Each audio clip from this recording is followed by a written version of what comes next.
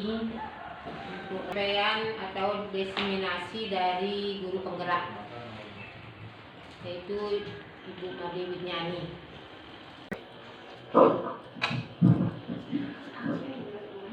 Baik, terima kasih atas waktu yang diberikan kepada saya. Sebelumnya kita mengaturkan panggil dulu ya. Om Swastiastu. Baik, yang terhormat Ibu Kepala Sekolah, yang saya hormati Bapak Ibu Dewan Guru dan staf. Terima kasih atas waktunya. Hari ini berdirinya saya di sini untuk kegiatan masih di kegiatan CGP, penyebaran pemahaman dan pengalaman penerapan budaya positif oleh saya sendiri, Made Widniani, CGP Angkatan 7, berasal dari SMP Negeri 5 Kubu, Kabupaten Karangasem. Baik.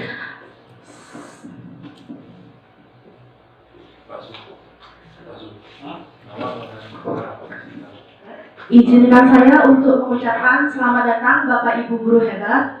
Berdirinya saya di sini bukan bermaksud untuk menggurui Bapak Ibu sekalian, tapi marilah bersama-sama belajar, berkolaborasi, saling mendukung demi mewujudkan disiplin positif di sekolah kita tercinta ini. Adapun konsep utama yang akan saya sampaikan pada modul budaya positif, yang pertama ada perubahan paradigma belajar, berikutnya ada disiplin positif, berikutnya lagi ada kebutuhan dasar manusia, kemudian motivasi perilaku manusia, posisi kontrol restitusi, keyakinan kelas, dan yang terakhir adalah segitiga restitusi. Mungkin sebelumnya Bapak Ibu juga sudah pernah mendengar tentang modul budaya positif ini ya. Jadi langsung saja, perubahan paradigma belajar. Pembelajaran dengan paradigma baru dirancang berdasarkan prinsip pembelajaran yang terdiferensiasi sehingga setiap siswa belajar sesuai dengan kebutuhan dari tahap perkembangannya untuk mewujudkan profil pelajar Pancasila. Mungkin kita semua sudah tahu sebelumnya kita mengajar secara klasikal. Sebelumnya kita pernah mengajar secara klasikal. Namun artinya kita jarang melihat kebutuhan masing-masing anak. Dari pembelajaran dengan paradigma baru serta implementasi kurikulum merdeka, bahwa kita dituntut untuk melakukan pembelajaran yang berdiferensiasi sehingga setiap siswa belajar sesuai dengan kebutuhan dari tahap perkembangannya untuk mewujudkan profil pelajar Pancasila. Di mana profil pelajar Pancasila itu ada 6 dimensi. Ada dimensi beriman dan bertakwa kepada Tuhan Yang Maha Esa, kemudian berkebinekaan global, mandiri, gotong royong, bernalar kritis, serta kreatif. Selanjutnya ada yang namanya disiplin positif. Bapak Ibu udah sering ya mendengar kata disiplin. Menurut Bapak Ibu, disiplin itu apa sih? Taat. Oke. Taat tanpa diawasi. Ya baik. Mampu menyesuaikan diri. Jadi dalam budaya kita, makna kata disiplin menjadi suatu yang dilakukan seseorang kepada orang lain untuk mendapatkan kepatuhan. Jadi kita cenderung menghubungkan kata disiplin dengan ketidaknyamanan. Sebagai pendidik, tujuan kita adalah menciptakan anak-anak yang memiliki disiplin diri sehingga mereka bisa berperilaku yang mengacu pada nilai-nilai kebajikan universal dan memiliki motivasi intrinsik, bukan ekstrinsi. Jadi motivasi yang muncul dari dalam diri, bukan dari dorongan luar. Ya, jadi untuk melakukan disiplin itu memang benar-benar dari dalam dirinya mereka, tanpa adanya dorongan atau paksaan. Jadi disiplin positif merupakan salah satu cara penerapan disiplin yang bertujuan untuk menumbuhkan kesadaran serta memberdayakan anak untuk melakukan sesuatu tanpa sogokkan, ancaman, serta hukuman. Berikutnya adalah kebutuhan dasar manusia. Jadi setiap tindakan itu pasti ada motivasi, ada kebutuhan dasar yang ingin kita penuhi. Nah, kebutuhan dasar manusia itu terbagi menjadi beberapa bagian ya. Jadi ada kebutuhan dasar untuk bertahan hidup. Kemudian ada kebutuhan dasar yang ingin dipenuhi, yaitu kebutuhan kasih sayang dan rasa diterima. Kemudian ada juga penguasaan atau kebutuhan pengakuan atas kemampuan. Kemudian kebutuhan akan kebebasan. Kemudian kebutuhan akan kesenangan atau kebutuhan untuk merasa senang.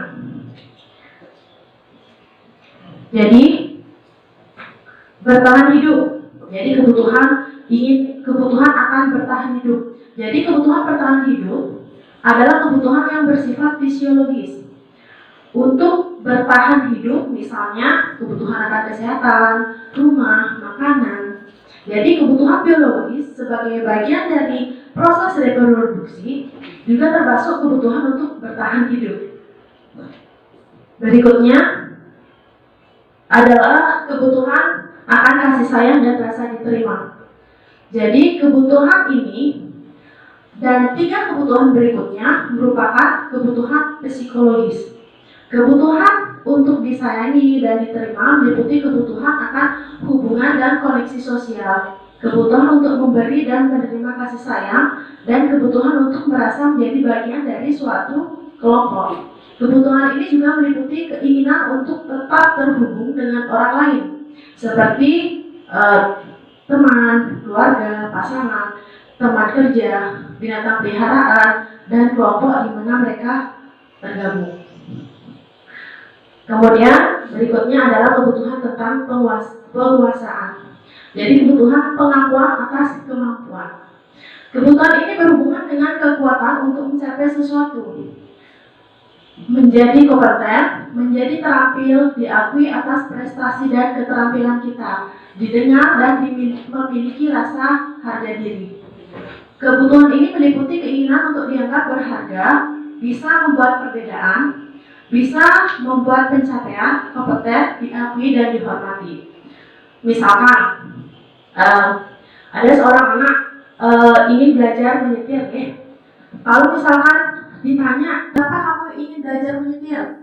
Kalau misalkan jawabannya dia, karena menyetir itu keren. Berarti kebutuhan yang mereka ingin penuhi itu adalah kebutuhan akan penguasaan. Kemudian yang berikutnya itu kebebasan, kebutuhan akan pilihan. Jadi kebutuhan untuk bebas adalah kebutuhan akan kemandirian, otonomi, memiliki pilihan dan mampu mengendalikan arah hidup seseorang. Anak-anak dengan kebutuhan kebebasan yang tinggi menginginkan pilihan. Mereka perlu banyak bergerak, suka mencoba-coba, tidak terlalu terpengaruh orang lain, dan senang mencoba hal baru dan menarik. Misalkan ada seorang anak yang mengambil makanan teman lain. Jadi ketika kita tanya, kenapa sih kamu ambil makanan temannya? Jadi saya ingin mencoba rasa makanan temannya. Jadi kebutuhan dasar yang ingin mereka penuhi adalah kebutuhan kebebasan. Jadi mereka ingin memilih makanan apa yang mereka inginkan.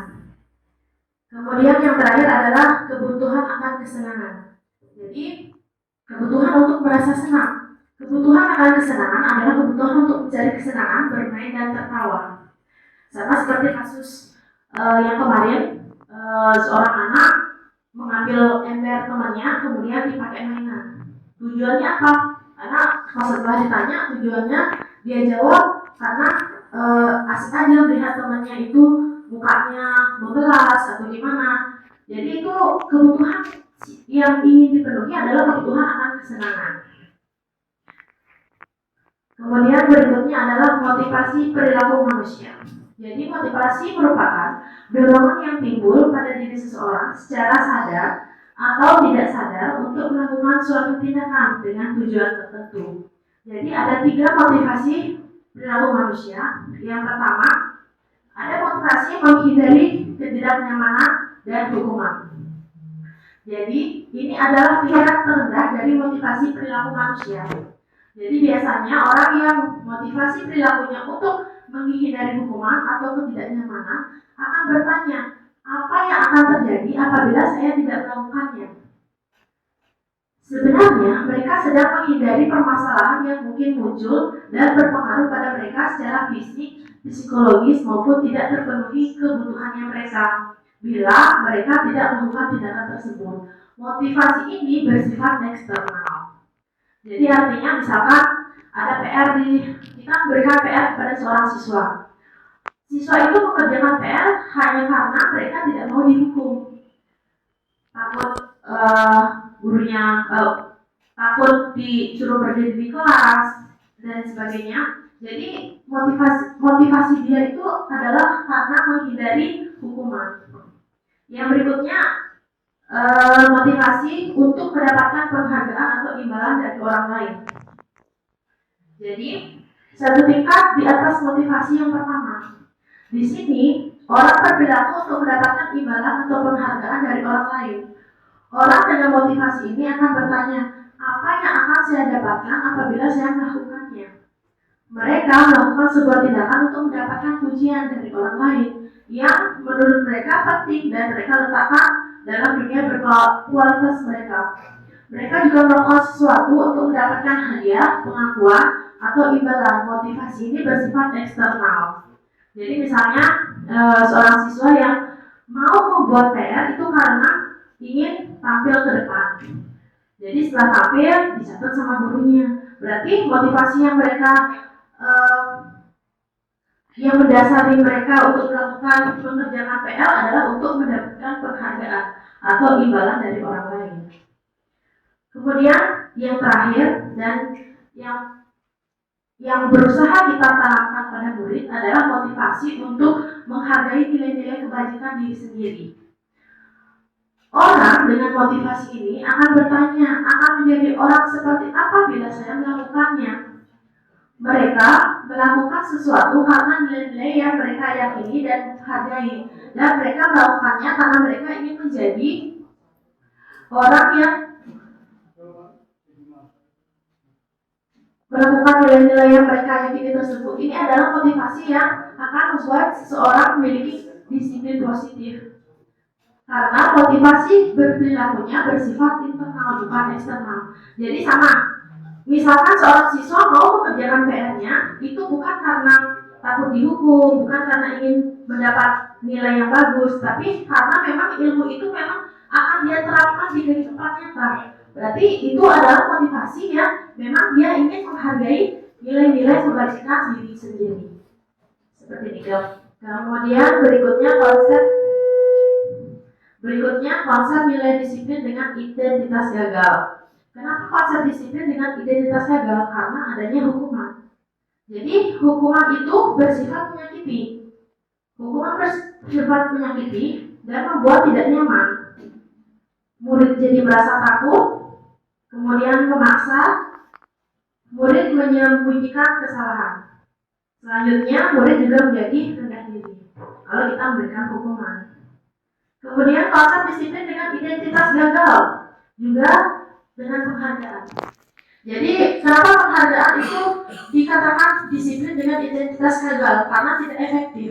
Tidak efektifnya gimana? Misalkan seorang guru ingin menertibkan ketika kalau pada murid SD ya, ketika bel masuk, murid masuk ke kelas dengan tidak rapi. Nah, dengan seorang guru itu ingin menertibkan murid dengan memberikan cap bintang jika murid itu tertib. Jadi setiap muridnya masuk dengan tertib diberikan cap bintang. Begitu guru itu tidak masuk dan di kelas itu ada guru lain, tetap. Jadi murid itu karena tidak mendapatkan bintang dari gurunya itu, tetap muridnya itu bakalan ribut, masuk ke kelas berdesek-desekan, kembali ke kebiasaan mereka yang lama karena nggak ada reward yang mereka dapatkan. Jadi penghargaan itu tidak efektif, dikatakan tidak efektif. Kemudian juga penghargaan merusak hubungan, jadi sifat iri. Ketika seseorang diberi penghargaan, pasti ada temannya yang merasa iri. Jadi hubungan mereka tidak akan baik-baik saja. Kemudian penghargaan juga dikatakan mematikan kreativitas. Kenapa bisa seperti itu? Ketika kita memberikan apa itu namanya tugas, kemudian kita beri, oh udah betul ini. Tapi begitu kita setelah mereka betul, mereka tidak akan lagi mencoba soal-soal lain. Misalnya kita memberikan soal pertama, terus udah stop aja mereka, nggak mau mencoba soal yang lain. Jadi kenapa penghargaan juga dikatakan mematikan kreativitas. Kemudian penghargaan menghukum dengan sistem ranking. Ini sudah kita lakukan ya. Jadi kalau untuk perankingan pada kurikulum merdeka memang tidak disarankan. Kemudian merampas hak untuk menghargai dirinya. Karena mereka tidak mendapatkan penghargaan, jadi mereka merasa dirinya, oh saya ini bodoh sekali. Jadi dia tuh kayak rendah diri. Jadi otomatis dia itu tidak akan menghargai dirinya sendiri. Jadi seperti itu. Kemudian ada konsep disiplin dengan identitas sukses. Yang kayak gimana? Jadi dengan konsekuensi. Jadi penghargaan sama konsekuensi beda ya. Jadi penguatan jangka pendek. Jadi konsekuensi itu penguatannya jangka pendek. Misalkan seorang anak tidak sengaja menjatuhkan air. Jadi konsekuensinya mereka harus mengelap meja itu. Jadi langsung mereka melakukan konsekuensinya. Jadi penguatannya itu jangka pendek. Kemudian berikutnya perlu monitoring berkelanjutan. Jadi ketika kita memberikan konsekuensi, kita juga perlu memantau. Sama seperti yang tadi menjatuhkan air, kemudian kita suruh ngelap, kita juga harus memantau apakah mereka sudah melakukan mengelap meja itu. Seperti itu. Jadi perlu monitoring berkelanjutan. Selanjutnya konsekuensi juga stimulus dan respon. Jadi ketika ada sesuatu yang terjadi, apa responnya? Seperti itu ya. Stimulus dan respon. Selanjutnya murid menghormati peraturan. Jadi dengan konsekuensi murid juga bisa menghormati peraturan. Selanjutnya kehilangan waktu untuk merenungi kesalahan. Karena kalau konsekuensi itu langsung muncul atau bisa juga kita yang memerintahkan, oh kamu menjatuhkan air, jadi langsung kamu lapi tanpa dia menyadari bahwa apa sih sebenarnya kesalahannya dia. Seperti itu. Kemudian ada yang namanya restitusi. Jadi ketika restitusi itu mengajarkan murid bertanggung jawab atas perilakunya. Jadi ketika dia melakukan sesuatu kesalahan, mereka kita kita kasih berpikir, mereka itu melakukan kesalahan, terus rasa tanggung jawabnya itu apa? Jadi mereka bertanggung jawab atas dasar dirinya mereka sendiri. Kemudian restitusi juga fokus pada pemecahan masalah jangka panjang. Murid menghormati dirinya dan orang lain. Teori kontrol, dirinya memegang kontrol. Jadi ketika konsekuensi itu ada stimulus dan respon, tapi ketika restitusi itu teori kontrol. Kemudian yang berikutnya murid bersemangat untuk memperbaiki kesalahannya. Karena kesalahannya dia memecahkan dengan inisiatifnya dia, jadi ketika memperbaikinya pun juga mereka akan tetap bersemangat. Berikutnya konsep disiplin, pendekatan restitusi. Pendekatan restitusi sebuah cara menanamkan disiplin positif pada murid. Jadi pengertian restitusi adalah proses menciptakan kondisi bagi murid untuk memperbaiki kesalahan mereka, sehingga mereka bisa memperbaiki kembali ke kelompok mereka dengan karakter yang lebih kuat. Jadi ketika mereka melakukan kesalahan, mereka juga mengecek kenapa sih saya salah, terus bagaimana cara memperbaiki kesalahan mereka, dan itu pun atas inisiatifnya mereka. Jadi ada pun ciri-ciri dari restitusi. Yang pertama, bukan menebus kesalahan, tapi belajar dari kesalahan. Kemudian yang berikutnya, memperbaiki hubungan. Jadi hubungan yang mulanya agak tegang, kita karena sudah melakukan sesuatu, jadi bisa lebih temenan lagi. Kemudian tawaran bukan paksaan. Jadi kalau ketika kita melakukan restitusi, Kita memberikan tawaran, bukan paksaan, bukan perintah. Berikutnya, menuntut untuk melihat ke dalam diri. Jadi mereka dapat merenungi diri, kenapa sih mereka salah, terus ya seperti introspeksi, apa sih harusnya dilakukan, seperti itu. Kemudian juga mencari kebutuhan dasar yang mendasarkan tindakan. Jadi ketika dia melakukan kesalahan, kebutuhan dasar apa yang akan mereka penuhi. Jadi tindakannya itu seperti apa sebaiknya. Jadi restitusi itu. Kemudian juga fokus pada karakter bukan tindakan. Menguatkan dan fokus pada solusi. Jadi perbedaan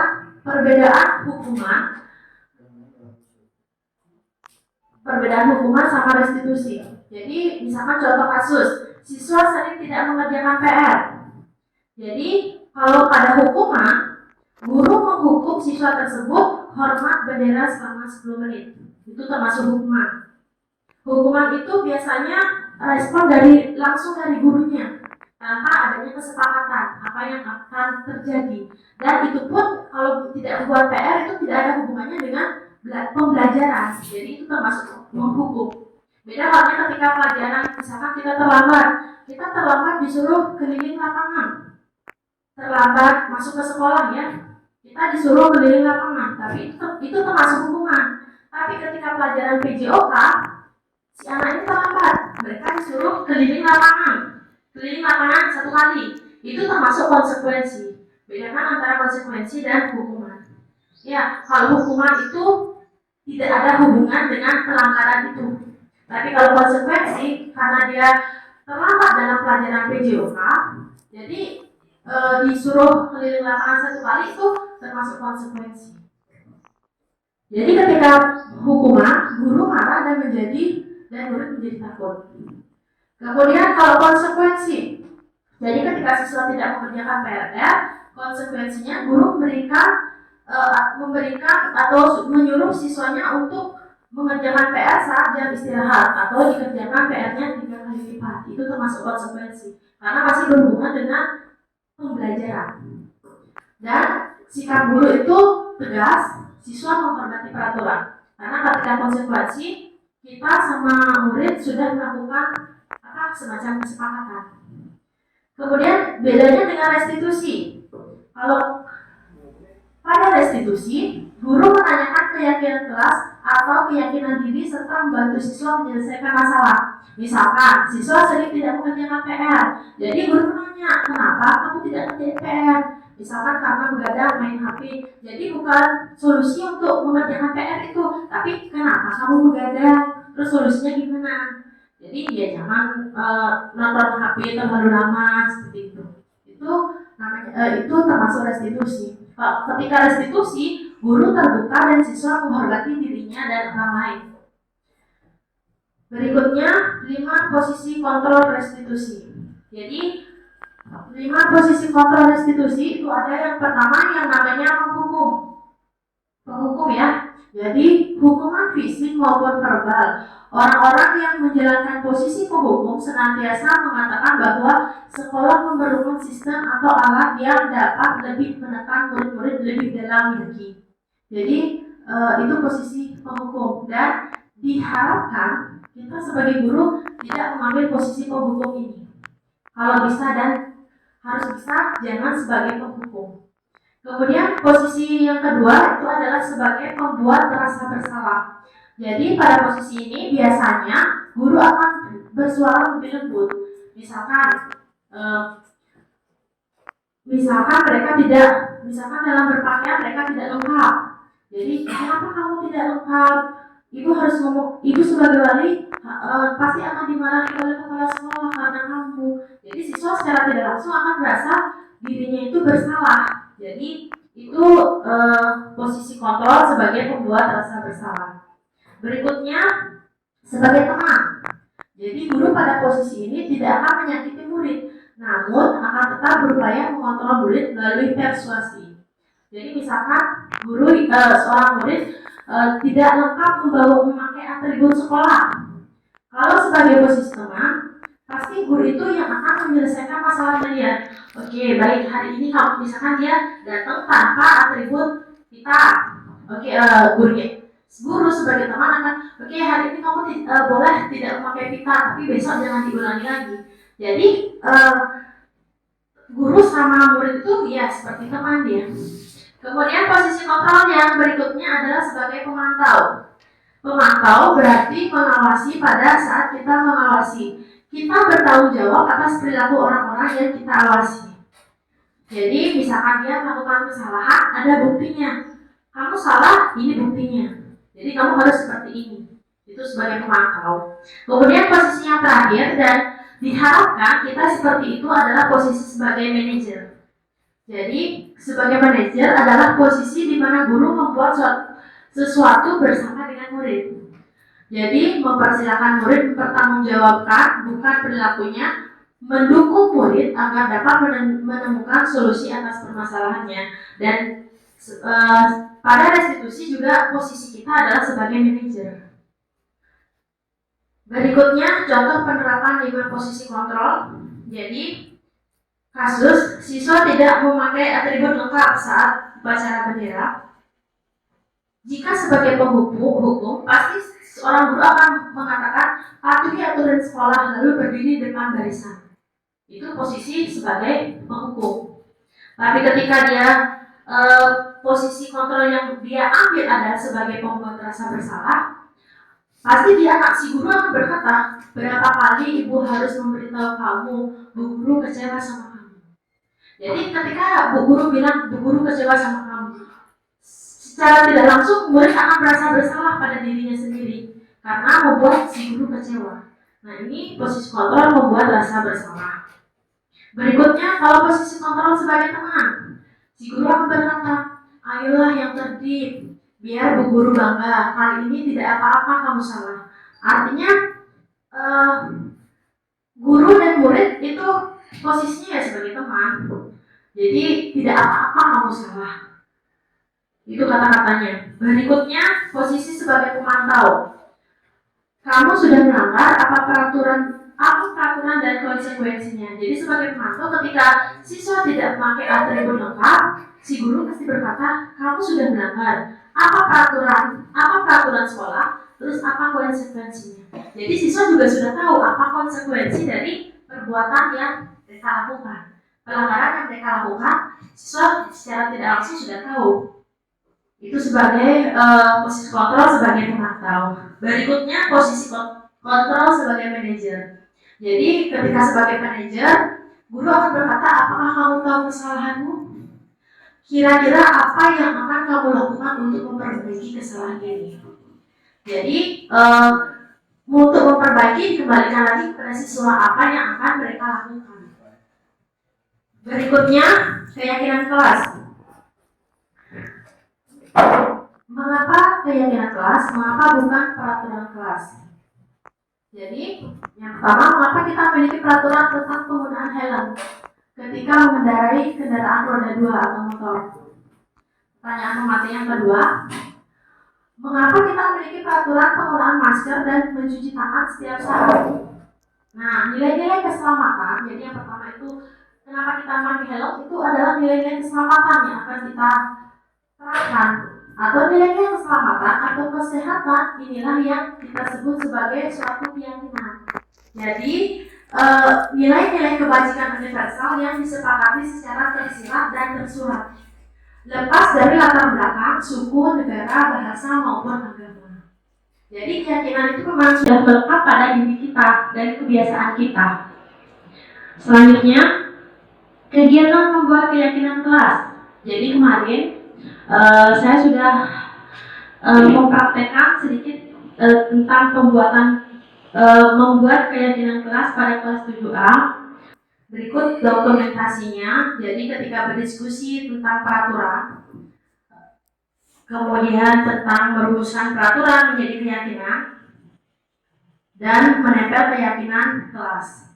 Jadi siswa sendiri yang saya pancing dengan kelas seperti apa sih yang mereka inginkan, kelas seperti apa. Terus mereka menjawab, saya ingin kelas yang rapi, saya ingin kelas yang bersih. Kemudian mereka membuat keyakinan kelas mereka, ditempelkan di papan putih yang di kelas. Setelah semua menempel, kita merumuskan dari beberapa keyakinan kelas itu ada 32 dan beberapa ada yang sama maksudnya. Misalkan saya ingin kelas yang rapi, saya ingin kelas yang bersih, saya ingin kelas yang sehat. Jadi itu keyakinan kelas saya gabung menjadi satu, menjaga kebersihan dan kerapian. Nah, ini prosesnya. Kemudian jadi ketika kemarin dapatlah disimpulkan keyakinan kelas yang didapat di kelas 7A itu ada 3, menjaga kebersihan dan kerapian, menghormati orang lain dan diri sendiri. Ketika menghormati orang lain dan diri sendiri, mereka ada yang mengatakan tidak membuli teman, kemudian tidak berteriak-teriak sama teman. Jadi saya masukkan ke dalam menghormati orang lain dan diri sendiri. Kemudian yang ketiga, mewujudkan disiplin dan ketertiban. Berikutnya, bagaimana pembentukan keyakinan kelas. Jadi yang pertama, keyakinan kelas itu bersifat lebih abstrak dari peraturan. Luas ya. Kemudian sedikit saja akan mudah diingat. Jadi keyakinan kelas itu sifatnya sedikit. Misalkan jangan membuang sampah sembarangan. Itu berarti jangannya dihilangkan, berarti menjaga kebersihan.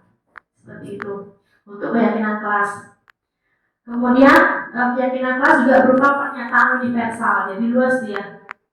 Kemudian selalu dengan kondisi sekolah dan kelas agar mudah dilaksanakan. Sesuai dengan kondisi sekolah dan kelas agar mudah dilaksanakan. Kemudian dibuat dalam bentuk positif dan semua warga kelas atau sekolah dilibatkan saat membuat keyakinan kelas. Berikutnya ada yang namanya segitiga restitusi. Segitiga restitusi. Nah, gambarnya seperti ini ya. Segitiga restitusi. Jadi proses memecahkan masalah siswa, upaya memecahkan masalah siswa agar mereka bisa kembali ke lingkungannya.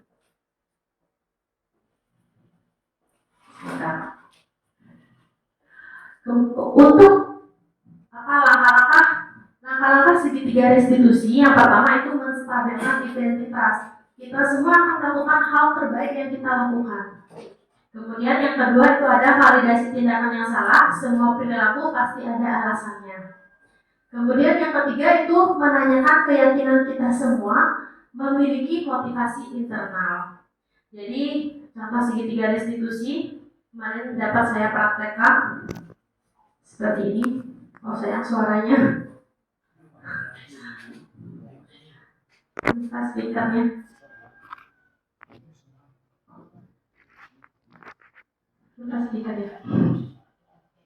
Ya. Jadi ini contoh penerapan segitiga restitusi yang kemarin saya lakukan. Kemudian berikutnya, dalam penerapan disiplin positif, hendaknya guru memiliki standar kepribadian profesional dan sosial yang baik, di mana guru mampu merefleksikan pada posisi kontrolnya saat ini, bagaimana menjalankan dirinya sebagai seorang among, posisi manajer yang menuntun murid-murid sebagai insan yang mandiri, merdeka, dan bertanggung jawab. Baiklah, semoga sesi belajar kita hari ini membawa manfaat sehingga dapat mewujudkan pelajar yang berprofil pelajar Pancasila. Selanjutnya, mungkin ada pertanyaan atau saran dari Bapak Ibu, dipersilahkan. Ada masukan, Pak Sondi? Silakan.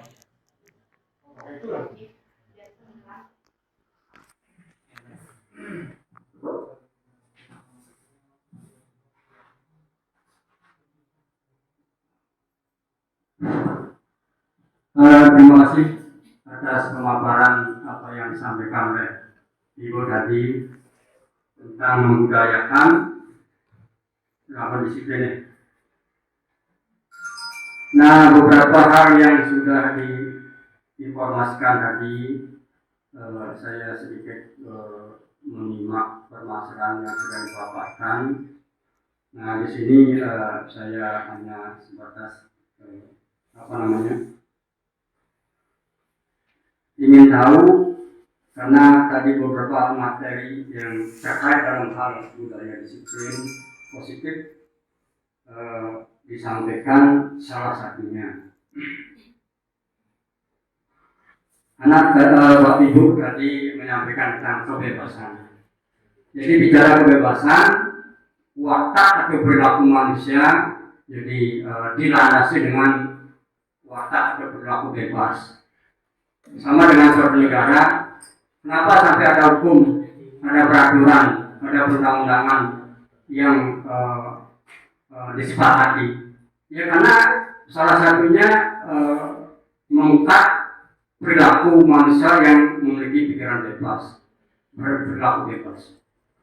Nah, dengan demikian, untuk menanggulangi kebebasan yang tadi disampaikan dari perilaku manusia, maka menjadi kebutuhan kebebasan yang berbudaya positif, menjadi budaya positif.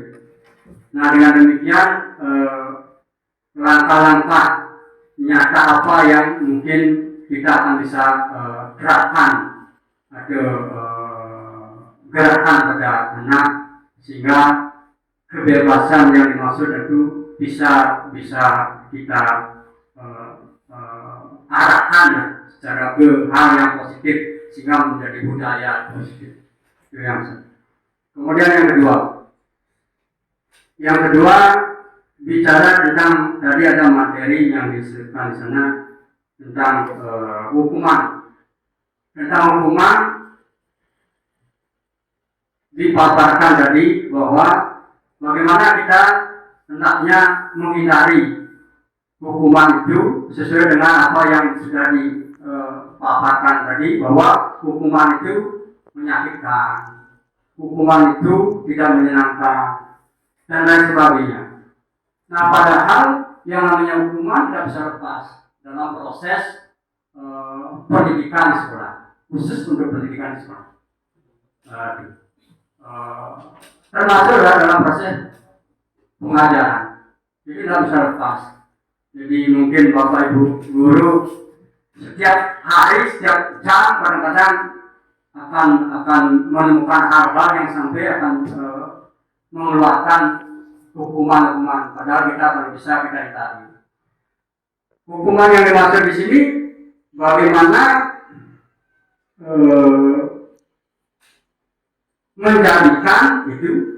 menjadikan sampai hukuman itu menjadi budaya positif. Artinya anak akan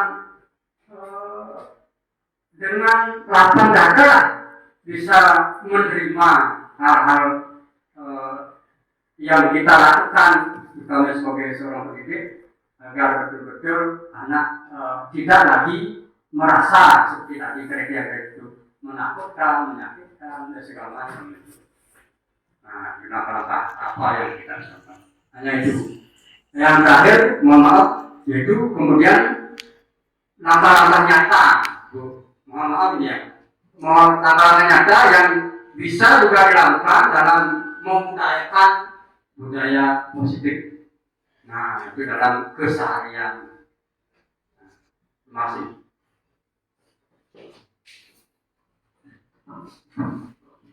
Baik, terima kasih karena sudah menanggapi. Mungkin saya sedikit menanggapi, kita di sini kan diskusinya Pak ini.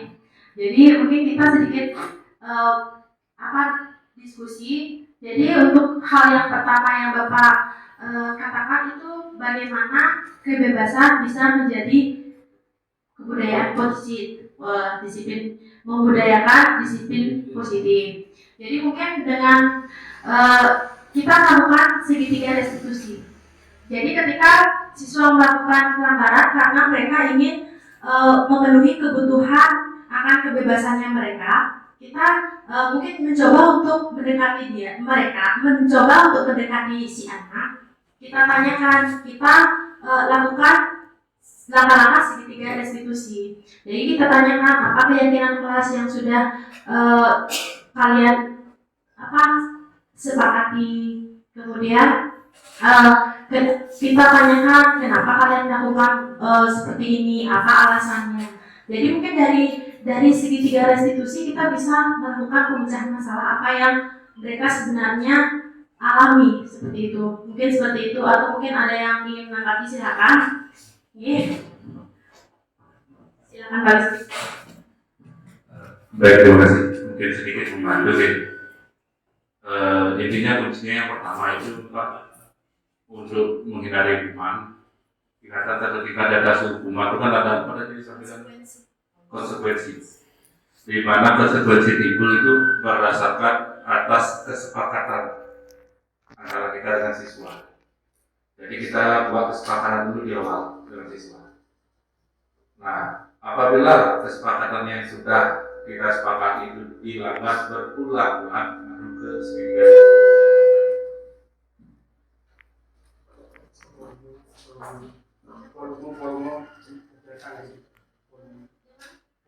yang merah di sini. Ya. Jadi contoh seperti misalkan tadi di pelajarannya video kan. Jadi setiap pelajaran di awal tuh yang kesepakatan dengan siswa, di mana kesepakatan itu tidak sepihak hanya dari saya, tapi juga ada masukan dari siswa.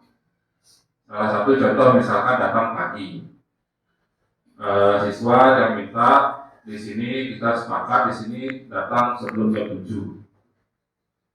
Kenapa sebelum jam 7? Biar bisa sebelum pelajaran PJOK mulai dengan piket terlebih dahulu.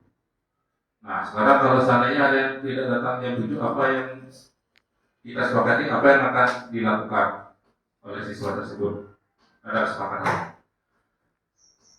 Ada siswa yang menyampaikan, Pak, nanti pada saat pemanasan yang terlambat mimpin. Ada yang minta, Pak, nanti pada saat yang terlambat nanti mungkin diminta lari aja. Pak, dihukum suruh push up atau lain sebagainya. Kita vote mana yang lebih banyak. Nah, akhirnya setelah di vote disepakati bahwa kalau yang terlambat itu dengan konsekuensi tambahan untuk pemanasan di awal itu larinya ditambah.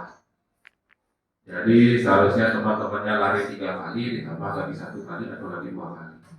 Tergantung pelanggaran yang dilakukan tadi. Sehingga di awal sudah kita dan siswa sepakat bahwa setiap ada siswa yang terlambat tidak usah ditanyakan lagi, mereka harus sadar kalau sudah terlambat berarti harus ada tambahan lari. Nah, sehingga pada saat pembelajaran kita bisa mengingatkannya mungkin sekali 2 kali selama 1 tahun pembelajaran. Sehingga siswa itu sadar dari saya terlambat berarti saya harus lari. Dengan ditekankan di awal bahwa dalam pembelajaran itu ada 3 hal yang harus kita pegang: jujur, disiplin, dan sportif. Kalau salah harus berani mengakui kesalahan. Nah, itu kalau segitiga restitusi sebenarnya itu apabila kesalahan itu dilakukan secara berulang-ulang terus, baru dilakukan pendekatan menggunakan segitiga restitusi. Kalau hukuman itu disampaikan dari spontan, Pak. Terlambat, kita sebagai guru spontan. Kamu terlambat, sekarang kamu lari. Itu spontan, menghukum secara langsung. Tapi kalau jadi naikkan tingkatnya ke konsekuensi, apalagi sampaikan restitusi, nah konsekuensi terjadi apabila itu ada kesepakatan di awal. Restitusi itu terjadi apabila kesepakatan itu dilanggar secara berulang-ulang. Terima kasih. Maksudnya menyambung apa yang disampaikan tadi ya. Betul. Ya. Nah, jadi untuk menanggulangi kebebasan perilaku siswa yang tidak terkontrol, kalau kita bisa katakan kebebasan yang negatif itu karena pimpinan-pimpinan yang tadi sudah digambarkan. Sehingga kita untuk menanggulangi kan kita harus mengadakan suatu kesepakatan begitu. Nah, kesepakatan dulu. Itu pun kesepakatan itu adalah kesepakatan yang sudah nanti konsekuensinya ada mengarah hukum sanksi atau hukuman. Pada masalah hukuman itu sudah kriterianya segitu. Jadi sudah tidak akan ditolak betul. Meskipun di siswa itu nanti kesempatan itu dia lakukan, siap ya itu sesuai dengan kesepakatan, tapi hati nuraninya jelas dia sudah berontak sekali, dia merasa menyakitkan. Nah, dengan demikian bagaimana sih langkah nyata yang harus kita ada nggak? Bukan berarti saya harus terus mengkaji terus itu. Ada nggak itu mungkin langkah-langkah nyata yang kita bisa lakukan agar intinya tidak kita benturan dengan anak itu pada intinya. Apalagi kondisi anak di sini atau di tempat lain beda. Mohon maaf, yang kemarin hampir abang takut ya, itu permasalahan dulu kejadian dulu. Nah itu, untung ada Pak Sugede Suwartawi. Nah itu, sehingga apa yang dipaparkan Ibu tadi saya sepakat bahwa hukuman itu menyakitkan sekali. Nah sekarang bagaimana itu biar bisa terhintar lah, apa langkahnya? Nah itu yang bisa. Kalau memang terpaksa ya apa boleh buat ya. Mari itu kita sepakati aja kesepakatan itu aja. Di awal kesepakatan. Apabila itu insidental dalam artian di luar kesepakatan, itu bisa dapat pendekatan dengan yang tadi segitiga restitusinya itu. Panggil alat tersebut, tanyakan keyakinannya, mana yang sudah dilanggar, bagaimana cara memperbaikinya. Itu dengan bahasa-bahasa yang sopan dan santun juga dan mudah dimengerti oleh siswa. Apabila di awal kita panggil langsung kita keras sama siswa, ya tadi menyakiti duluan kan, sehingga siswa pun tidak akan dia kooperatif dengan kita. Tapi kalau di awal, nah ada juga beberapa kondisi di mana yang dapat siswa itu memang sudah fatal, kita bisa keras di suara, tapi bukan keras dalam artian ini, keras suara tapi bukan kasar. Kamu sadar nggak apa yang kamu lakukan itu salah? Itu kan keras dalam artian keras suara. Beda dengan kalau kasar, gimana? Kalau bahasa Cina awal sih gue bikinnya pilih. Kayak makan di lembur gitu, sekarang itu ada kasar namanya itu. Beda dengan keras, ya kurang ajar itu kasar ya. Nah itu yang harus dihindari. Nah jadi kalau saya bisa mencoba, saya coba nih ya, kita sama-sama. Jadi menangani situasi itu, bagaimanapun kita tidak bisa lepas yang namanya hukuman dalam proses penanaman proses pendidikan itu hukuman karena dalam perilaku benar salah kan selalu kan benar salah. Nah sekarang umpama kadang-kadang kita berikan hukuman yang positif sifatnya kan gitu Pak. Ketika kita memberikan hukuman, siswa itu udah tahu konsep, artinya kita membuat keyakinan kelas dulu, keyakinan kesepakatan. Jadi dia tahu kalau dia berbuat seperti ini, dia akan seperti ini. Jika dia berbuat kayak ini, dia akan mendapatkan konsekuensi seperti ini. Jadi itu kalau misalkan dibilang menghukum, kalau menghukum itu kadang tidak ada hubungannya dengan kesalahan yang mereka lakukan. Tapi kalau konsekuensi masih ada kaitannya untuk memperbaiki itu karena kita sudah melakukan. Kalau ada kesepakatan terbesar sebenarnya di sekolah. Nah, adalah yang saya akan mulai bergerak dari kesepakatan itu. Ketika sudah kita sepakati, jadi dengan kesepakatan itu kita sudah sama-sama menerima. Ya. Ketika itu terjadi, terus terang Ibu. Ini pengalaman kemarin. Saya waktu itu pokoknya anak yang memang tidak mau ikut upacara bendera, apa jadi ngaku sakit itu sudah. Pokoknya anak semua nanti akan diobati. Saya dengan Pak Dis Asram. Pak Dis siapkan mobil. Akhirnya setelah selesai ambil semua anak. Sepakat kita akan ajak putus semua. Dia enggak, akhirnya dia mengibuli, enggak sakit. Nah karena begitu konsekuensinya Anda harus upacara itu.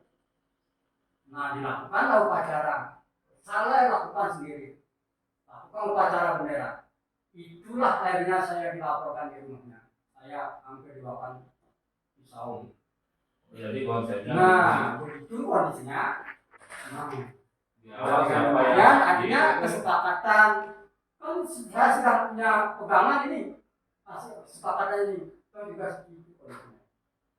Nah, itu kejadian di lapangan. Nah, tapi secara teori kan alurnya seperti itu. Ya, saya bisa berguna. jadi kan kita pakai Tapi kondisinya di awal kan memang kan di sini yang Pak dapatkan siswa itu ternyata dia tidak sakit tapi tidak ikut upacara. Makanya di sini kan perannya dari segi institusi tadi dipanggil siswanya, kita ajak ngomong baik-baik alasannya dia tidak mau ikut upacara itu apa sebenarnya. Contoh misalkan saat ini kondisi fisiknya baik, dia tidak mau ikut upacara. Saya takut setelah tadi pagi saya belum makan nanti saya pingsan. Misalkan contoh mimpi, kalau saya paksakan upacara bisa pingsan, lebih baik saya istirahat saja dulu tidak ikut upacara biar saya tidak pingsan. Oh misalkan, nah itu yang perlu ditanyakan, itu yang namanya tadi apa namanya. Nah setelah itu keyakinan apa yang kamu miliki, kan itu istilah apa yang memiliki keyakinan apabila kamu tidak memiliki upacara misalkan. Satu prosesi upacara dia tidak tahu bagaimana yang seharusnya apa yang penyebab dasarnya sudah ada. Bagaimana cara memperbaikinya kan itu sekarang minggu depan Senin kan upacara lagi ingat sarapan makan di rumah. Kembalikan kondisi fisik dulu biar buka dulu nanti bisa. Seandainya kamu lagi upacara terjadi apa silakan keluar dari barisan. Dengan bahasa yang tadi bilang sopan dan bisa diterima oleh siswa.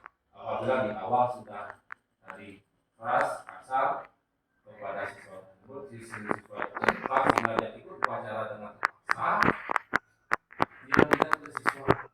Itu yang dipegang oleh siswa, bukan upacaranya dipegang, tapi bahasanya kita penyampaian kita kepada siswa itu yang dipegang.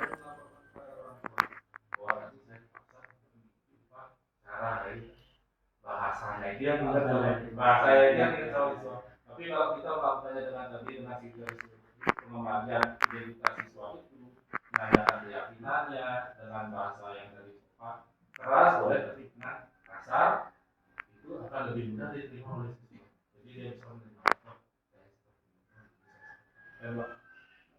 Mungkin itu yang bisa dilakukan apa berkaitan dengan permasalahan. Artinya penyampaiannya yang beda mungkin ya. Artinya penyampaian kepada siswanya itu beda. Yang mulanya kita ngomongnya keras, jadi kita berfokus kepada siswa, keadaan siswa itu seperti apa. Kita kayak kalau kita sebagai siswa kita kayak gitu gimana kan gitu. Merasakanlah berfokus pada siswa seperti ini ajaran Dewan Kala berfokus pada siswa ya. Berpihak pada murid. Ya, berpihak pada murid. Oke, mungkin ada lagi yang sedikit menanggapi apa yang sudah Ibu sampaikan tadi, membudayakan disiplin positif ya, sangat bagus sekali apa yang disampaikan. Sangat bagus sekali. Itu bisa kita gunakan sebagai pegangan. Diawali dari kesepakatan lah tentang kegiatan apapun, misalnya di kelas, di lapangan, di ekstra dan sebagainya. Mudah-mudahan Bapak Ibu bisa mengambil hikmahnya dan itu bisa diterapkan dari besok dan seterusnya. Karena yang dia lihat pasti sudah melakukan hal itu, juga yang lain juga sudah. Mudah-mudahan kita sebagai guru bisa menjadi memposisikan diri sebagai manajer. Kalimat yang terakhir itu bagaimana sikap manajer itu, karena guru adalah manajer pembelajaran manajer bagi murid dan siswa. Yang terpenting itu adalah manajer dulu merubah dirinya, berubah dari diri dulu, baru kemudian bisa menerapkan itu ke siswa. Karena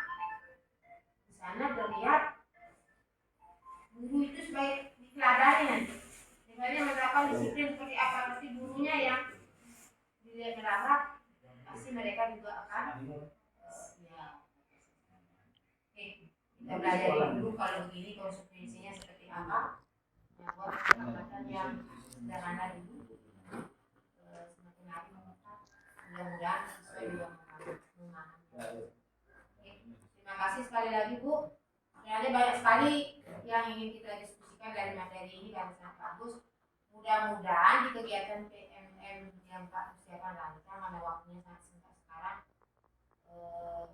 Mungkin sambil bicara di ruang guru, saya ulang juga kita diskusikan lagi. Mudah-mudahan hal ini bisa berubah suasana atau perilaku siswa yang demikian di SMP 5 menjadi lebih baik ke depan. Ya, terima kasih sekali lagi Bu Suhaibul Penggerak sudah memberikan yang positif sini Pak Gusti juga. Yang lain mungkin ayo guru belajar guru penggerak supaya mendapat ilmu-ilmu yang bisa kita terapkan nanti. Oke. Sekali lagi terima kasih karena waktu ini Bapak Ibu kita cukupkan sampai di sini. Silakan ditutup dulu. Baik, demikian pemaparan dari saya. Mudah-mudahan apa yang saya sampaikan nanti bisa kita laksanakan bersama dan selanjutnya kita bisa diskusi dengan baik. Oke, baiklah kita akhiri. Saya akhiri dengan para Mas Andi. Om Santi.